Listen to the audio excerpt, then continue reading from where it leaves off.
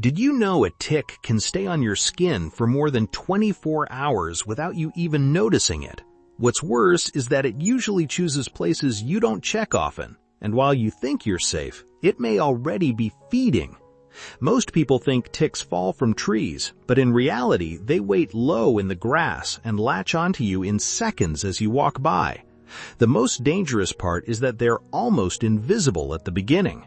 That's why most people only notice them when it's already too late. Today, I'm going to show you a simple mixture you can make at home without complicated ingredients. One ingredient makes the biggest difference, so make sure you watch until the end. Start with cloves and crush them. Don't leave them whole because crushing releases what really matters. They have a strong smell that ticks can't stand, which makes them a great base for this mixture. The better you crush them, the stronger and more effective the mixture will be. Now, mix them with 300 milliliters of hot water. This is where a key process happens. Heat draws out the active compounds from the cloves and turns this liquid into a powerful base. After a short time, you'll notice the smell becomes much stronger. That smell creates an environment ticks avoid. But this is just the first step. Now comes something that boosts the effect even more.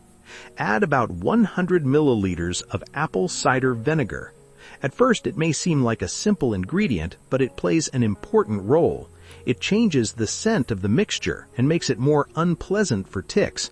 It also helps everything bind together and stay longer on the surface. Combined with cloves, it creates a much stronger effect than when used alone. And now comes the ingredient many people don't know about, but it's the key part of this mixture. Add a few drops of eucalyptus essential oil. Its fresh, strong scent acts as a natural barrier that ticks can't tolerate. Even a small amount can significantly boost the mixture.